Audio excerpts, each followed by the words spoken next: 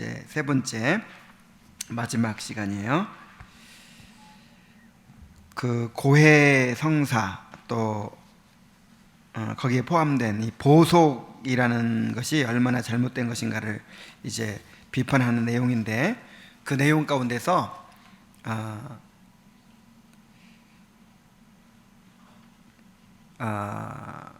이 징계에 대해서 또 이제 원리를 우리가 알 수 있어요.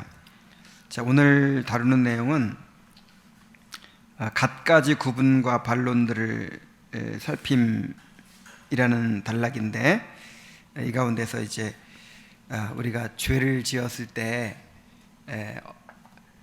그 하나님께 징계를 받잖아요. 그 징계가 어떻게 우리에게 적용이 되는지 그 부분을 오늘 배우게 될 것입니다.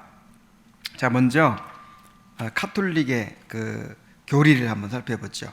카톨릭 교리서에 보면은 이 소죄와 대죄라는 구분이 있어요. 이 소죄와 대죄. 대죄는 구원을 잃어버리는 죄고, 소죄는 구원을 잃어버리지는 않지만 이제 신앙생활에 지장이 생기는 그런 죄인데, 대죄는 이 세 가지 조건이 갖추어져야 대죄라고 해요. 한 가지는 십계명을 대상으로 하는 거예요. 중대한 문제. 중대한 문제라고 하는 건 다시 말하면 십계명을 얘기하는 겁니다. 그 다음에 두 번째로는 그것이 죄인 줄 알고 범하는 거예요. 이게 죄인 줄 모르고 범했으면 대죄가 아니야. 근데 이게 죄인 줄 분명히 알면서도 범했을 때 대죄가 돼요. 그 다음에 한 가지 조건이 더 있는데, 그거를 고의로 범하는 거예요. 의도적으로. 자, 이 세 가지가 합쳐졌을 때 이것을 대죄라고 합니다. 십계명을 어기는 거, 그 다음에 알고 죄를 짓는 거, 그 다음에 의도적으로 고의로 죄를 짓는 거. 이게 이제 세 가지가 합쳐지면 대죄라고 그래요. 이 대죄를 지으면 어떻게 되냐면 생명 원리인 사랑을 상실하게 하고 성화의 은총을 박탈해 버린다. 이 말은 다른 말로 하면 구원을 잃어버린다는 뜻이에요. 이 사람은 이제 지옥 가죠. 그래서 이제 용서를 받아야 돼. 어떻게 용서를 받느냐면 진실한 회개와 고해 성사를 통해서 회복할 수 있어요. 그러니까 고해 성사를 안 하면은 영원히 이 사람은 이제 멸명받는 거예요. 그래서 고해 성사가 뭐죠? 죄를 고백하고, 죄를 이제 사제 앞에 고백하고, 그다음에 사제가 죄 사함을 선언한 다음에 그 이제 죄값을 치르도록 보속을 하죠. 금식이나 무슨 구제나 뭐 이런 것들을 명해요. 그러면 그 죄값을 치르면, 보속을 하면 이제 형벌도 면제되는 거예요.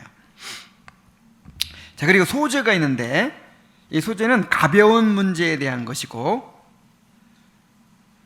또 중대한 문제에 관한 것이라 하더라도 부지 중에 범했거나, 그러니까 알지 못하는 사이에 범했거나, 또 고의성이 없었을 경우에 죄를 말하는 것입니다.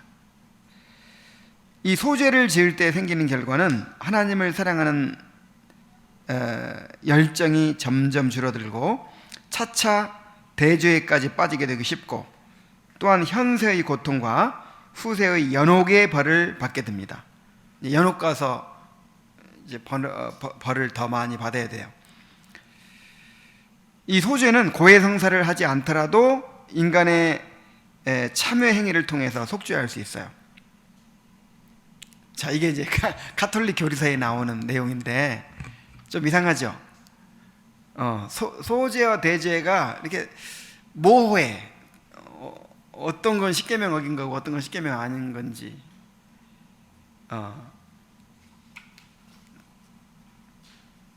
이게 다 인간이 만들어낸 교리죠. 자, 29절 봅시다. 이 카톨릭에서 말하는 이 보속의 교리가 얼마나 엉터리인지. 자, 이 죄사함이라고 하는 것은요, 형벌의 면제까지 포함된다는 거예요. 자, 가톨릭에서는 죄의 형벌과 죄의 책임을 서로 구분하죠.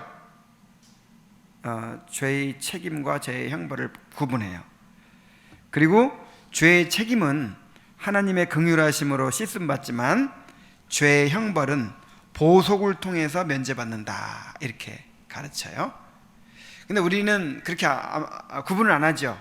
죄책이라고 할 때 뭐가 포함되죠? 죄의 책임과 형벌까지 포함되어 있는 거예요. 그래서 오염이 또 왜 나와? 자, 죄책이라고 할 때는 죄의 책임과 그 다음에 뭐까지? 형벌까지 포함되는 거예요. 그래서 용서해 주신다 할 때는 죄책을 용서해 주시는 거예요. 죄책을 용서해 주시면 뭐까지 용서되는 거예요? 형벌까지 면제가 되는 거예요. 그런데 가톨릭에서는 이걸 구분한단 말이에요. 죄책과 형벌을. 그러니까 죄책은 하나님의 긍휼하심으로 용서됐지만 죄의 형벌은 내가 보속을 해야 돼. 죄값을 내가 치러야 용서가 되는 거예요. 그러나 죄사함에는 죄의 형벌을 면제하는 것까지 포함하고 있는 것이다. 하나님이 우리 죄를 기억하지도 않으신다고 하는 것은 형벌을 요구하지 않으신다는 뜻이다 그랬어요. 내가 너 죄 용서할게. 근데 너 벌은 받아야 돼. 얼마나 이상해요. 용서할 때는 뭐까지? 벌까지 없애주는 거라 이 말이에요. 왜 그러냐면은 30절에 그리스도의 희생제사가 죄의 책임과 형벌을 제거했기 때문입니다. 자, 그리스도께서 우리 죄를 위해서 대신 죄값을 치르셨죠. 그러면 죄의 책임만 치른 거예요? 형벌까지 치른 거예요? 형벌까지죠. 우리의 죄가 아직도 형벌을 요구한다면 그리스도께서 과연 우리에게 무엇을 베푸셨다는 말인가? 그래서 성경에 속량이라는 말이 많이 나오죠. 속량. 그 속량이라는 말은, 구속이라는 말은 구속의 값과 보속까지 포함하는 말이에요. 보속까지. 죄값, 형벌을 대신 받는 것까지 포함하는 말입니다. 그리스도로 말미암아 우리가 죄의 책임에서 구원받으면 거기서 비롯되는 형벌도 그것과 함께 사라지는 것이다 라는 거예요. 자, 그러면 이제 의문이 생깁니다. 죄를 용서해 주시면 뭐까지 사라진다? 형벌까지 사라지는 것이다. 그런데 죄 짓고 나서 형벌 받는 경우가 뭔가 이 벌을 받는 경우가 있어요, 없어요? 있죠. 다윗 같은 경우 대표적으로 엄청나게 벌을 받았잖아요. 용서는 받았는데, 틀림없이 용서는 받았는데 죄값은 엄청나게 치렀잖아요. 자, 그런 경우를 어떻게 봐야 될 것인가? 그래서 형벌의 심판과 징계의 심판이 있다는 거예요.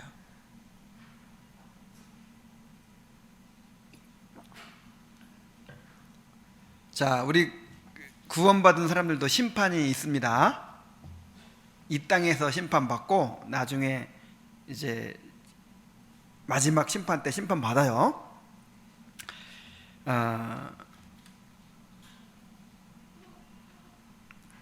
근데 형벌의 심판이 아니라 무슨 심판? 징계의 심판이라는 거예요. 자, 그래서 다윗이 범죄한 후에 그 대가를 치른 것은, 죄값을 받은 것은 형벌이 아니라 하나님이 그를 징계하신 것이었다는 거예요. 자, 형벌을 위한 심판과 징계를 위한 심판을 한번 구분해서 살펴보죠. 자, 형벌을 위한 심판은 하나님이 재판관으로서 죄인이 지은 죄의 경중을 따라서 그에 상응하는 형벌을 가하는 것입니다. 하나님이 복수하시는 거예요. 하나님이 누구로서? 재판관으로서. 근데 뭐에 따라서? 그 죄의 경중에 따라서 너 죄 이만큼이니까 이만큼 벌 받아. 죄를 많이 지었으니까 많이 벌 받아. 이렇게 그 죄의 값을 치르게 하시는 거예요. 그리고 이것은 뭐 사랑으로 한다든지 뭐 이런 거 없어요. 하나님이 진노하시는 것이고 저주하시는 것이고 복수하시는 거예요. 그러나 징계를 위한 심판은 하나님이 아버지로서 하시는 거예요. 아버지로서 자기 아들을 교정하고 훈련하기 위해서 징계하시는 것입니다. 그래서 반드시 지은 죄와 비례하는 것은 아니에요. 너 이만큼 죄 지었으니까 이만큼 징계받아. 그러니까 어려운 거 없죠. 우리 은겸이를 징계할 때 꼭 죄 지은 만큼 그렇게 하질 않아요. 나중에도 나오지만 목적이 있어. 목적. 교정과 훈련의 목적이 있기 때문에 어떨 때는 엄청나게 잘못했는데도 이미 뭔가 깨닫고 돌이켰어. 이미 고쳐졌어. 그러면 굳이 벌 줄 필요가 있어요? 없어요? 없어요. 근데 어떨 때는 작은 죄를 지었어. 큰 잘못은 안 했는데 태도가 영 바르지 않아요. 그럼 어떻게 해요? 건수 잡아가지고 작은 거 하나인데도 건수 잡아가지고 된통 혼내주는 거예요. 이게 무슨 목적이기 때문에? 교육의 목적, 교정과 훈련의 목적이기 때문에 이거는 우리가 지은 죄에 비례하지 않는단 말이에요. 그래서 그 징계라고 하는 것은요, 죄가 하나도 없어도 아주 혹독한 징계를 받을 수 있어요. 다윗이 그랬죠. 다윗이 사울에게 쫓기고 한 게 다 징계거든요. 징계. 근데 뭐 잘못이 있어서 했나요? 그렇지 않죠. 하나님께서 다윗을 연단하신 거예요.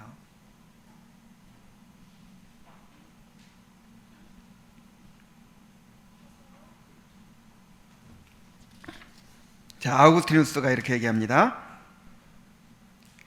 아들도 채찍으로 맞고 노예도 채찍으로 맞는다. 그러나 노예의 경우는 자기의 과실 때문에 벌을 받는 것이요, 아들의 경우는 자유인이요 아들로서 징계가 필요해서 맞는 것이다. 아들에게는 매를 맞는 것이 시련을 통한 교정의 계기가 되지만 노예에게는 그저 징벌과 형벌뿐인 것이다. 그랬어요. 어떤 경우에는요, 아들이 더 맞아. 그냥 노예는 뭐 내 아들이 아니니까 뭐 그냥 대충 넘어갈 수 있어요. 근데 아들은 그냥 넘어갈 수 있어요? 없어요? 없으니까 오히려 더 채찍에 맞을 수가 있어요. 그러나 목적이 다르다는 것이죠. 자, 두 심판의 차이점을 더 계속해서 봅니다. 형벌을 위하여 심판이 가해질 때에는 하나님의 저주와 진노가 거기에 드러나지만 그야말로 지옥을 경험하는 거죠. 신자들의 경우에는 절대로 그런 일이 없습니다. 반대로 징계를 위한 심판은 성경이 가르치는 대로 하나님의 축복이요 그의 사랑을 증거하는 것입니다. 그래서 하나님은 그 사랑하시는 자를 근실히 징계하신다 그랬어요. 사랑할수록 더 징계하신다 그랬어요. 그래서 형벌을 받는 자들은 아무리 불평해도 얻을 것이 없지만 징계를 받는 신자들은 하나님의 의도를 생각함으로 슬픔에서 안위를 얻게 됩니다. 나에게 고통을 주시지만 이게 지금 사랑으로 나를 징계하는 것이라고 생각하면 감사해야 되는 거예요. 위로가 되는 것이죠.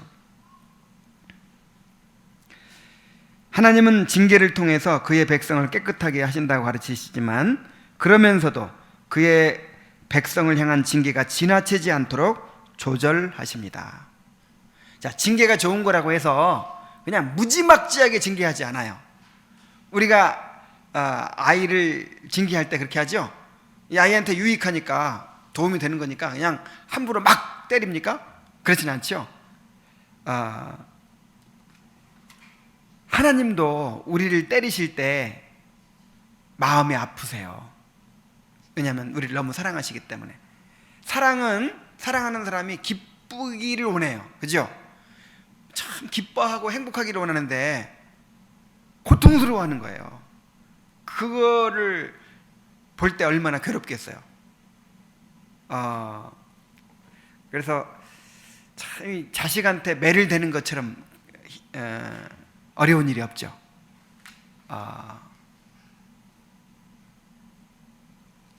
참 밝게 웃고 즐거워하고 기뻐하기를 원해요. 근데 막 울고 아프다고 하고 그걸 어떻게 봐요? 그런데도 불구하고 매를 때리는 거는 이건 정말 자기 부인이에요. 자기 부인. 하나님이 같이 고통을 받으시는 거예요.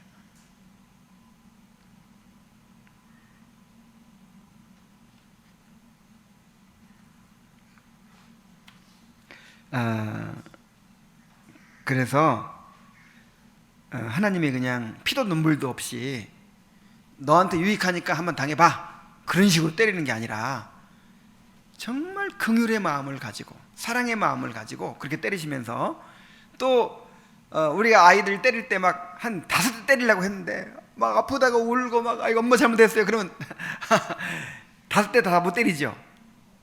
그냥 차마 못 때리고 말아요. 그런 것처럼 하나님도 우리를 긍휼히 여기셔서 또 우리가 회개하고 돌이키고 할 때 금방 또 징계를 거두십니다. 자, 두 심판의 목적상의 차이를 좀 더 분명히 보죠. 자, 징계는 죄의 형벌을 갚기 위해서가 아니라 회개에 이르도록 하기 위한 것입니다. 그래서 과거보다는 미래에 관계가 있습니다. 형벌은 어디에 관계가 있어요? 과거 너 어떻게 했느냐에 따라서 그 죄값을 치르게 하는 거지만, 징계는 이 자식이, 이 아들이 미래에 어떻게 돼야 할까 하는 목적을 가지고 그 목적에 맞추어서 징계를 합니다.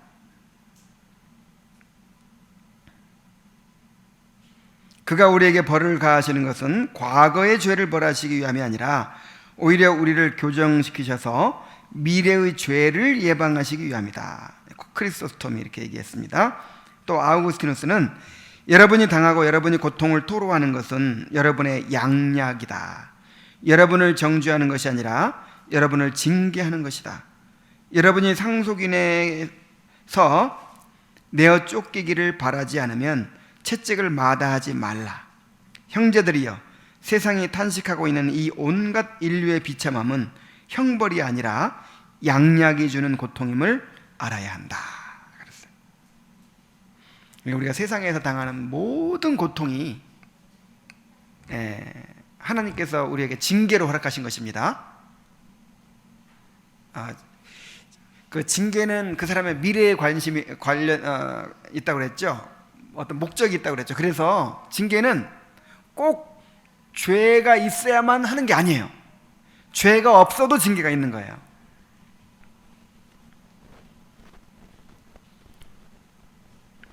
그래서 징계를 받는 신자의 자세가 어떠해야 되겠습니까? 자, 이렇게 말합니다. 쓰라린 고통 가운데 있는 자는 이런 생각을 가져서 자신을 굳건하게 해야 한다. 곧 하나님의 집에서 심판을 시작할 때가 되었다는 것이다. 우리 베드로전서 4장 17절로 18절 한번 봅시다.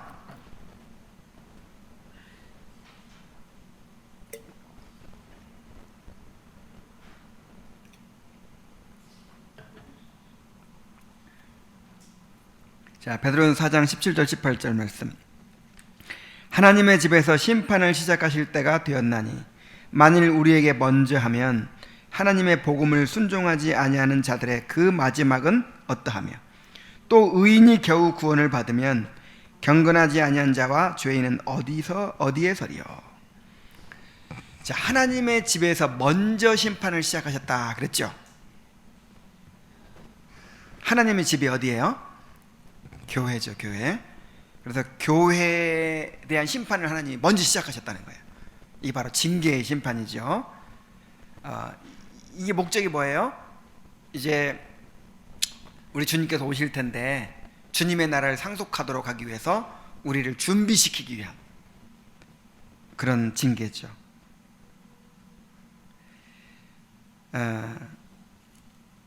그런데 이제 장차 예수님이 오셔서 세상을 또 심판하실 텐데 그 심판은 형벌의 심판입니다.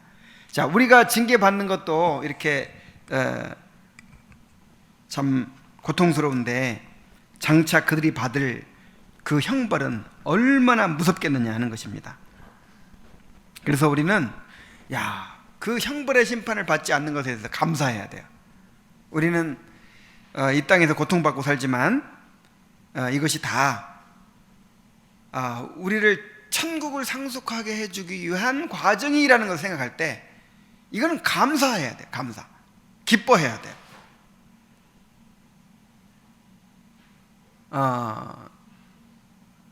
그래서 정말 이 철든 아들은 나중에 부모님께 뭐에 대해서 감사하죠? 나를 그렇게 때려주셔서 감사합니다. 그러죠? 사랑의 매를 때려주시고 나를 이렇게 키워주셔서 감사합니다. 그러죠? 우리도 하나님께 그렇게 기도해야 돼요. 하나님, 정말 나를 고난을 통해서 이렇게 징계하시고 나를 빚어주시고 정말 내가 교만하지 않게 하시고 내가 큰 죄에 빠지지 않게 하시고 나를 이렇게 보존해 주시는 것을 감사드립니다. 이렇게 지난번에 새벽 말씀에서 봤죠. 하나님의 무서운 심판 가운데 하나가 뭐냐면 내어버려 두시는 거예요. 내어버려, 그냥 죄에 직해 그냥 내버려 두시는 거예요. 그리고 나중에 그 결과를 받게 하시는 거예요. 이게 엄청나게 무서운 심판이에요. 만약에 하나님이 내가 막 교만해지고 있는데 막 하늘따 교만해지고 있는데도 그냥 내버려 두시는 거예요. 그럼 나중에 그 대가를 받겠죠. 죄는요 반드시 고통을 낳아요. 반드시 그냥 이 파괴를 낳아요. 그래서 더 교만이 막 하늘 닦기 전에 일찍 꺾어주신 것이 감사한 거예요.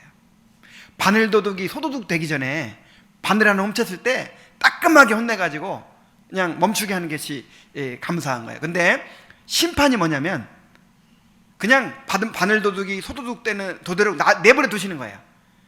그래서 나중에 소도둑 됐을 때 그때 그냥 엄청나게 형벌을 내리시는 거예요. 그 대가를 받게 하시는 거예요. 그래서 정말 이것을 깨달으면 하나님이 나를 주께서 나를 괴롭게 하심은 성실하심으로 말미암음이니이다, 이런 고백을 할 수 있는 거예요.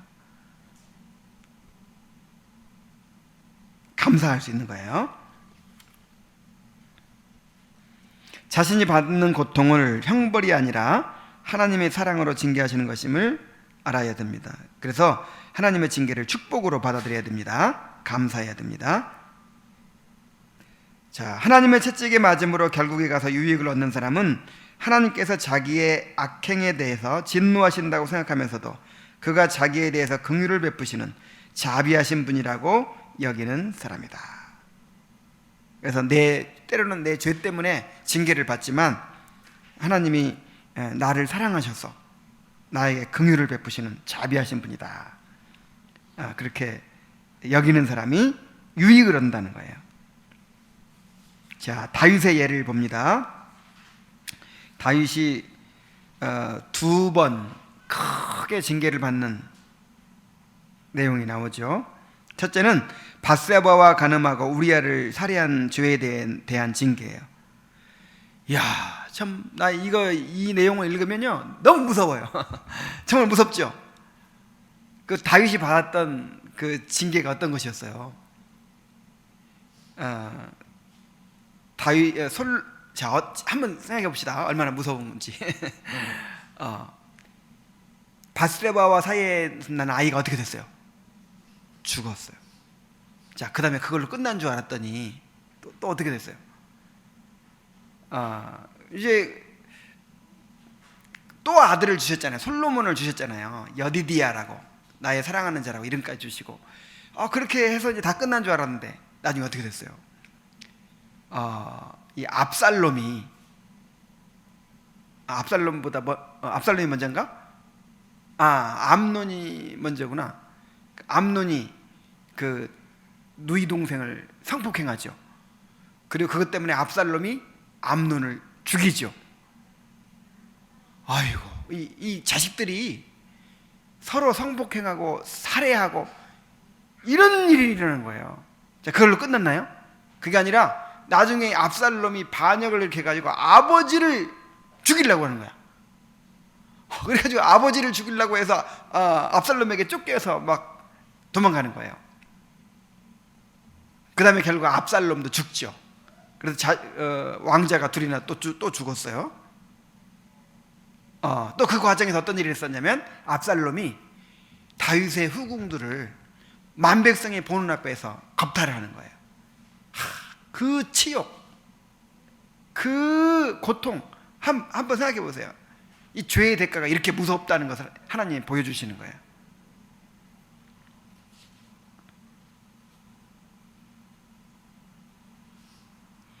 자, 하나님께서 살인과 간음을 극히 노여워하신다는 증거로서 그런 징벌을 가하신 것이다.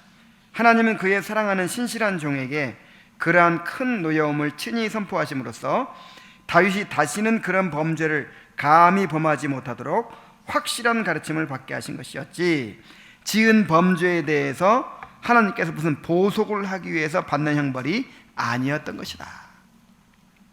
그래서 이게 무슨 죄값 치른 게 아니라 하나님이 징계하신 것이었어요.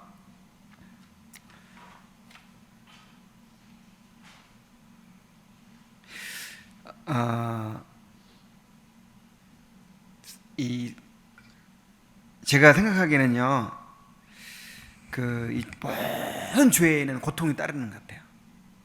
그러니까 그 정도의 차이지, 어떤 죄든지 하나님이 일부러 무슨 천벌을 안 내려도 일단 내가 죄를 짓고 나면 그 죄는요 하나님과의 관계를 끊어놓거든요. 그래서 구원의 즐거움을 잃어버리게 만들죠. 불안하고 두렵게 만들죠. 그냥 사람과의 관계를 또 이렇게 어렵게 만들죠. 마음의 평안을 잃어버리죠. 이거 자체가 양심의 가책을 느끼고, 그 다음에 평안을 잃어버리고, 기쁨을 잃어버리고, 하나님과의 교제를 잃어버리고. 자, 그러면 어떻게 돼요? 사람들과도 좀 가로막히죠. 이거 자체가 벌이야. 이거 자체가.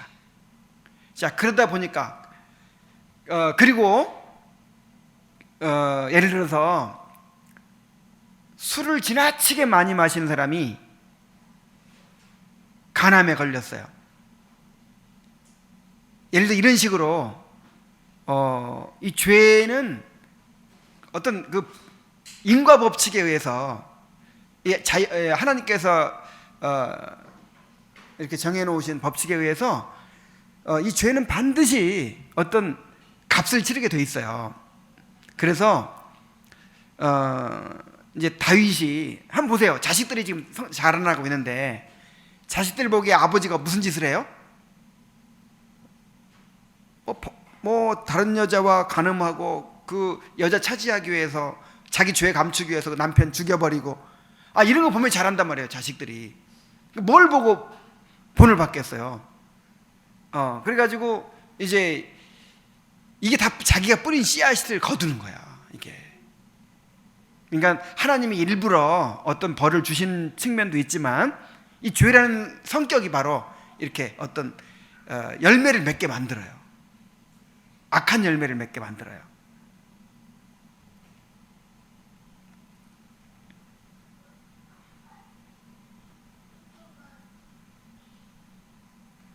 자, 인구조사에 대해서 또 징계하신 내용이 나오죠.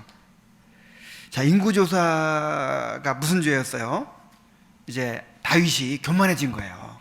다윗이 교만해져 가지고, 야, 이제 내가 이런 나라를 이뤘구나, 야, 내 군대가 이렇게 많구나 하면서 하나님을 의지하지 않고 나를 의지하고 내 영광을 드러내려고 하고 내 힘을 과시하려고.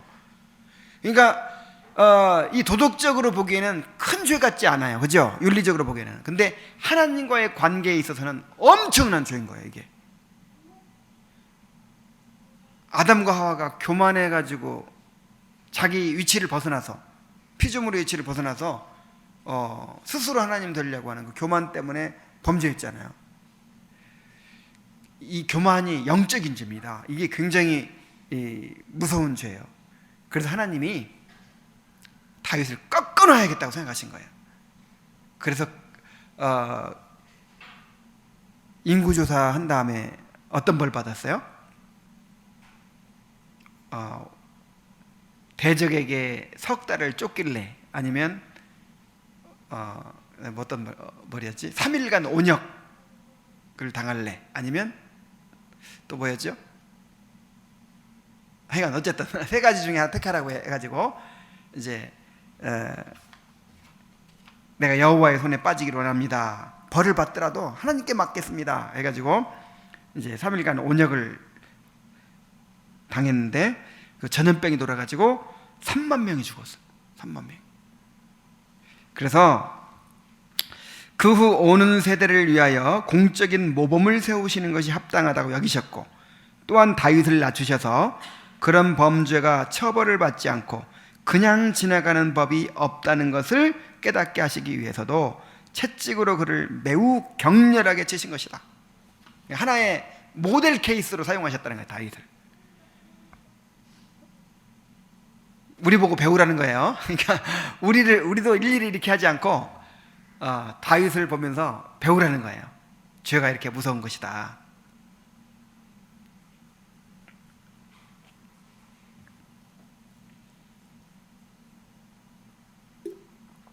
그래서 여러분, 정말 죄를 우리가 무서워해야 되겠어요. 정말.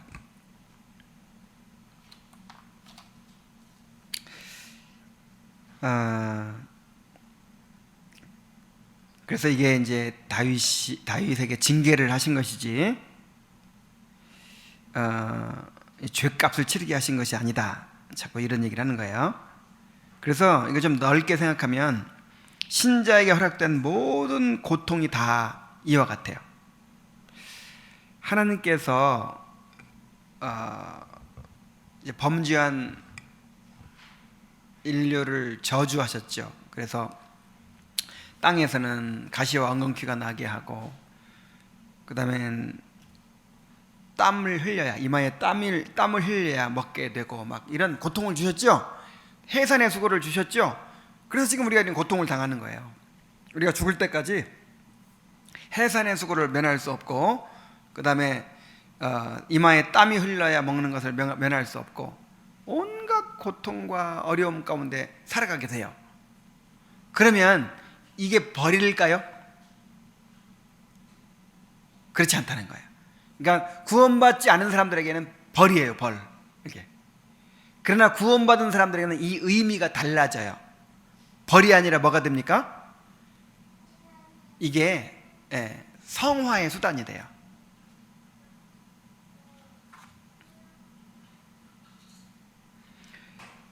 인류에게 보편적으로 저주를 내리신 일도 이러한 목적을 염두에 두고 이해해야 한다.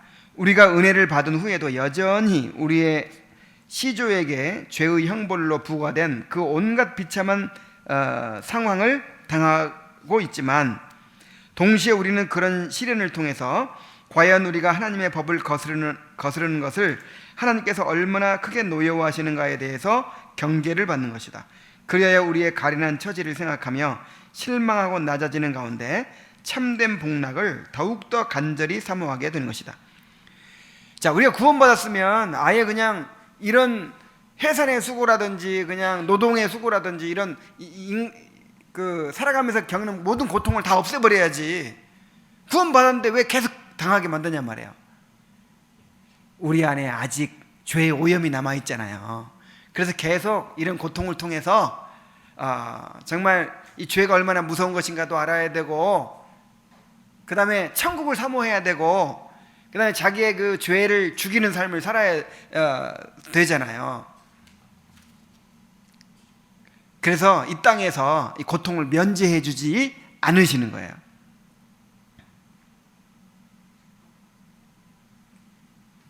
자, 그런데 여기 중요한 말이 있어요.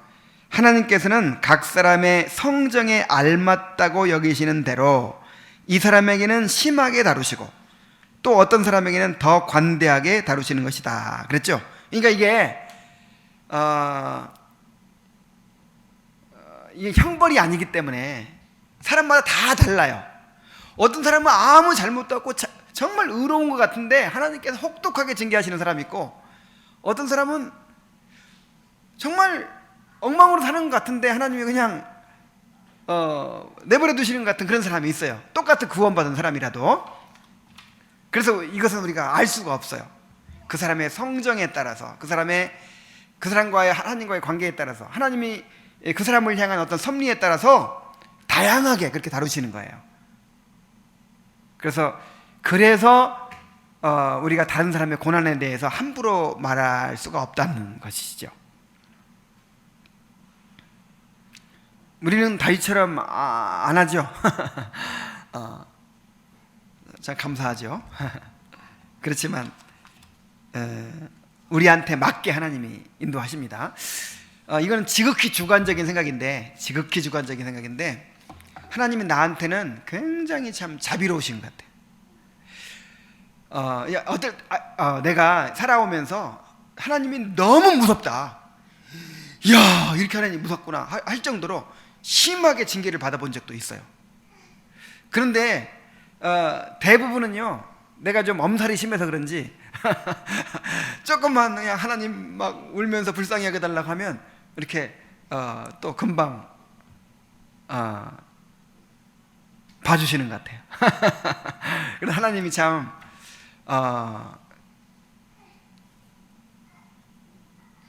내가 너무 약해서 그런가? 잘 봐주시는 것 같아요. 긍휼히 여겨주시는 것 같아요. 근데 정말 하나님이 무섭구나, 야, 이 죄를 그냥 넘어가지 않으시는구나 하는 것을 느낄 정도로 그렇게 정말 아프게 혹독하게 징계를 당한 적도 있어요. 자, 다니엘과 솔로몬의 예를 봅시다. 다니엘이 느부갓네살 왕에게 그가 지은 죄와 허물을 위하여 의로운 행위와 가난한 백성을 위하여 구제함으로 죄를 속하라, 이렇게 이제 이야기했거든요. 근데 가톨릭에서는 이걸 가지고 바로 이 보속이 있지 않느냐 이렇게 주장한단 말이에요. 이것은 보속이 아니라 하나님께 보속하라는 것이 아니라 사람들에게 그렇게 이제 하라는 것이었다 하는 거죠. 예를 들어서 잠언 10장 12절에 미움은 다툼을 일으켜도 사랑은 모든 허물을 가리우느니라.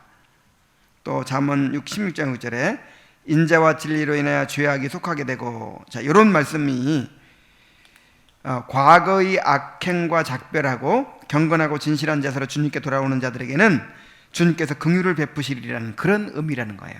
정말 하나님께 회개했다면 그렇게 사람들과의 관계를 바로 할 거 아니에요. 그런 의미로 말하는 것이지 이게 보속이 아니라는 거죠. 죄값 치르는 게 아니라는 거죠. 37절 보겠습니다. 누가복음에 나타난 한 여인의 예. 예수님의 발에 향유를 부은 죄 많은 여인이 있었죠. 그때 예수님께서 이렇게 말씀하셨습니다. 이러므로 그의 많은 죄가 사하여졌도다. 이는 그의 사랑함이 많음이라. 자, 이러므로 그의 많은 죄가 사하여졌도다. 그러니까 향유옥합을 부으니까 그것 때문에 사해진 거다. 그러니까 그게 보속이다, 이렇게 생각하는 거예요. 근데 그게 아니라는 거예요. 그 여인의 행위를 죄사함의 원인이 아니라 결과로 말씀하신 거예요. 증거로.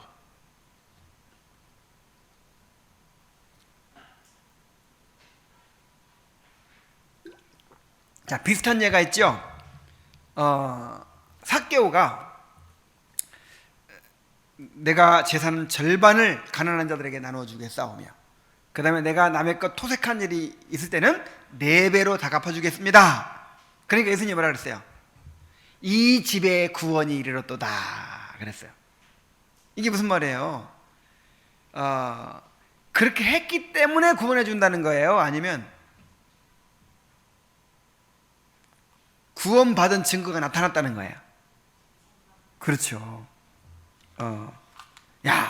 이 집에 이제 구원의 열매가 나타났다, 구원받은 증거가 나타났다 하는 것이죠. 자, 마지막으로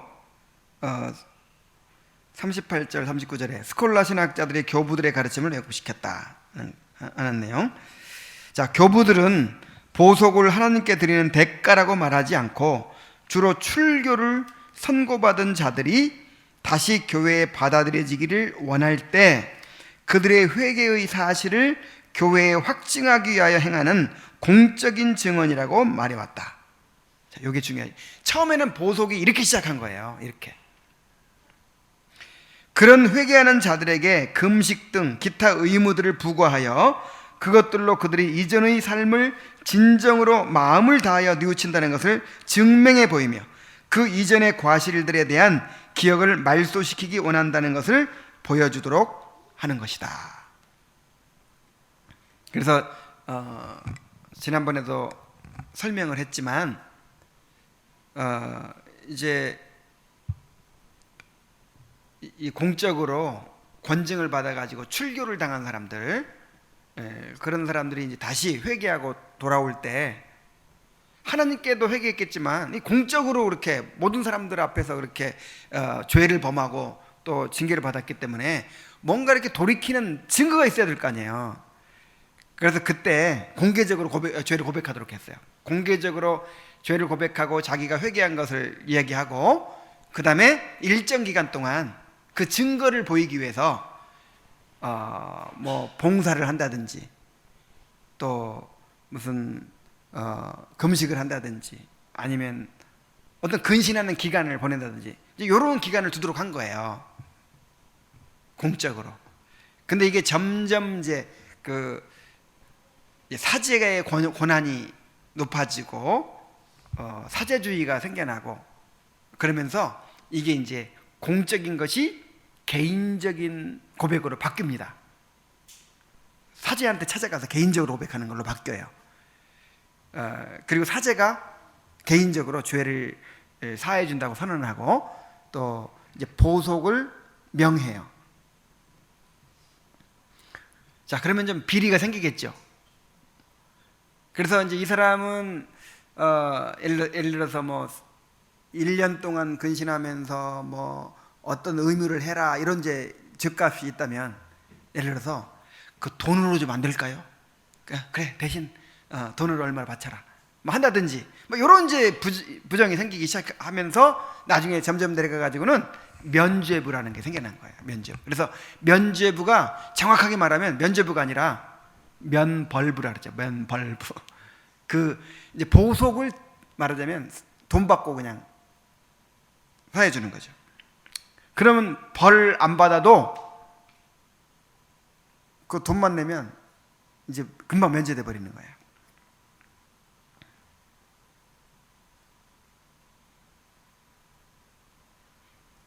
그런데 이제 스콜라 신학자들이 이 중세 천주교 신학자들이 마치 교부들이 죄의 형벌을 면제받기 위해서 보속을 해야 된다고 주장한 것처럼 왜곡했다는 것이죠.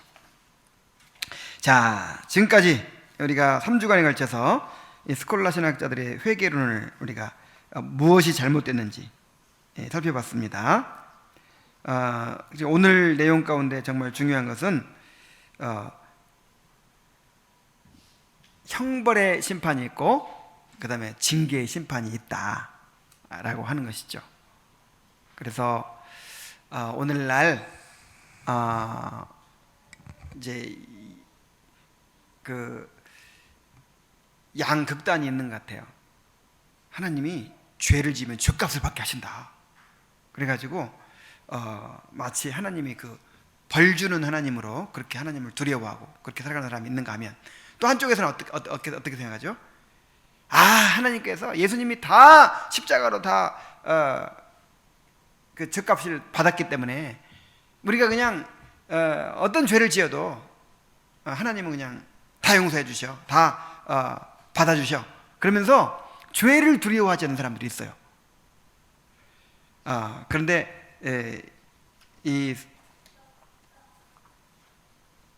이제 오늘 말씀을 통해서 하나님이 절대로 죄를 간과하지 않으신다는 것을 우리에게 보여줍니다. 하나님은 자비하신 하나님이시고 하나님은 긍휼이 풍성하신 하나님이시고 사랑으로 우리를 대하시지만은, 그러나 자식이 아무렇게나 살아도 그냥 내버려두는 부모가 없듯이 우리를 그냥 마음대로 그냥 죄 짓고 살도록 내버려두는 하나님이 아니다.